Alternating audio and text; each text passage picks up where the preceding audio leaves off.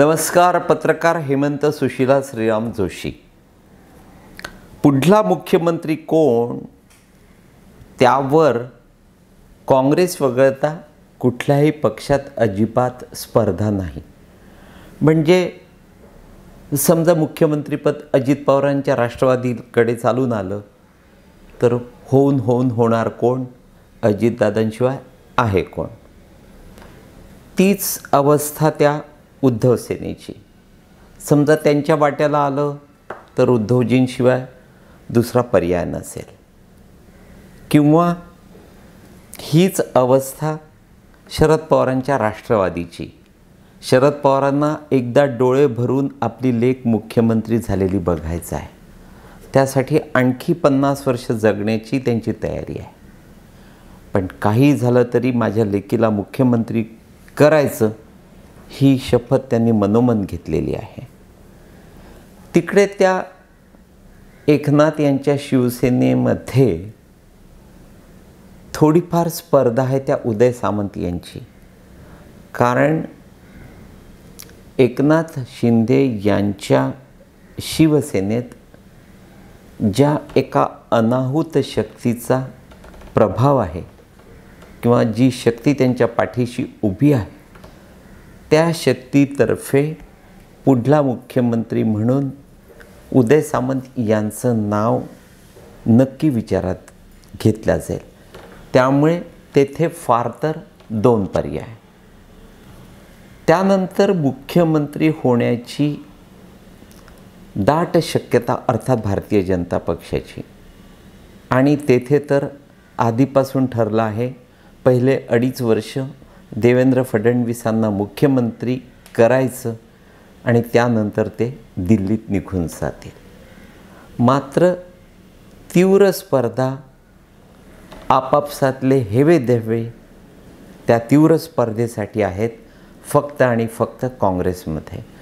म्हणजे तुम्हाला माहिती आहे अलीकडे असे कित्येक जोडपे असतात की ज्यांचं लग्न ठरतं आणि अक्षता अंगावर पडण्याआधीच ते हनीमून साजरा करून मोकळे होतात. काँग्रेसची अवस्था ही अशी त्या जोडप्यांसारखी. म्हणजे अजून बाजारात तुरी, पण त्यांच्यामध्ये मुख्यमंत्री कोण त्यासाठी जोरदार स्पर्धा लागली आहेत. आपापसात त्यांचं वैमनस्य निर्माण होत आहे आणि त्या वैमनस्याचा, त्या आपापसातल्या भांडणांचा, हेव्या दाव्यांचा नेमका गैरफायदा अद्याप महायुतीला घेता आलेला नाही. हे महायुतीचं अपयश आहे.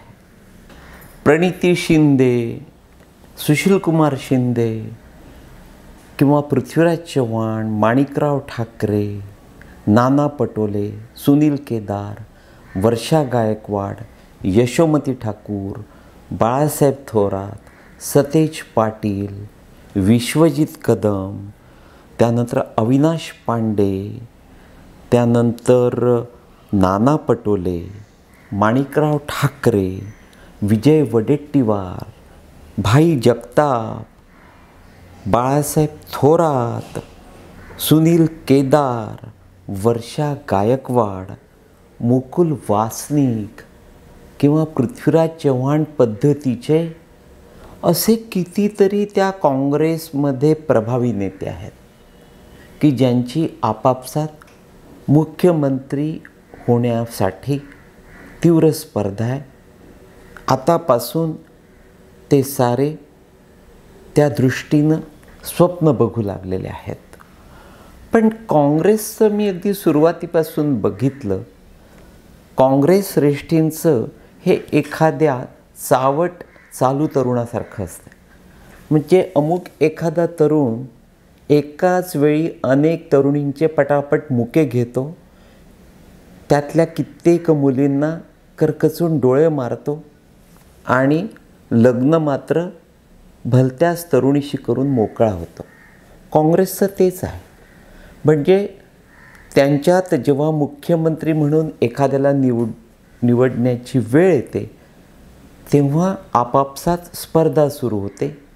कित्येक नावं पुढे येतात, चर्चेत येतात, त्या पद्धतीच्या नावांची चर्चा होते.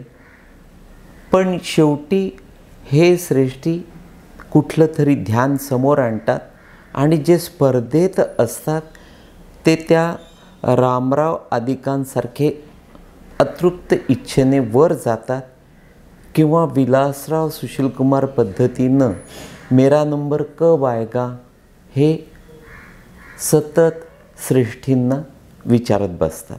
मित्रांनो, यावेळी देखील चुकून माकून जर काँग्रेसचा मुख्यमंत्री करण्याचं ठरलं तर नेमकं आणि नक्की तेच घडणार आहे. त्यांच्या श्रेष्ठींच्या मनातलं नाव राज्यातल्या कुठल्याही नेत्याला शेवटपर्यंत कळलेलं नसेल. अतिशय महत्त्वाच्या मुद्द्याकडे महाआघाडी विरोधक विशेषतः महायुतीचे नेते का दुर्लक्ष करता आहेत हे लक्षात येत नाही. तो मुद्दा असा की राज्यातल्या काँग्रेसनं मुझफ्फर हुसेन या काँग्रेसच्या आणि मुसलमानांच्या लाडक्या नेत्यामार्फत राज्यातल्या मशिदींमध्ये सांगून टाकलं आहे की जर महाआघाडीला मुस्लिमांनी सत्तेत आणलं तर पुढला उपमुख्यमंत्री 100% मुस्लिम असेल, वरून त्याला गृहमंत्रीपद देण्यात येईल.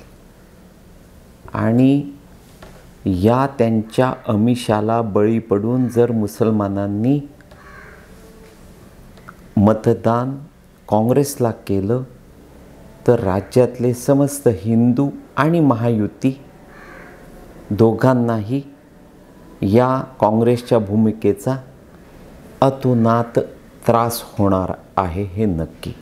विशेष म्हणजे पुढला उपमुख्यमंत्री मुस्लिम काँग्रेसच्या या निर्णयावर भूमिकेवर मियाँ शरद पवारांनी आनंद व्यक्त केला आहे आणि ज्यांना अलीकडे मुसलमानांकडे बघून खूप भरून येतं, प्रेमाला पूर येतो, त्या उद्धव ठाकरेंना देखील काँग्रेसची ही भूमिका मनापासून आवडलेली आहे.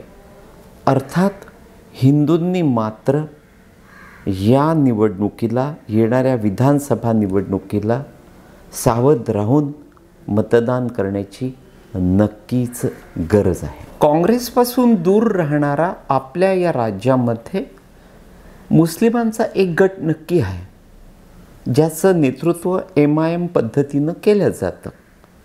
त्यांना मात्र काँग्रेसची ही खेळी मनापासून आवडलेली नाही.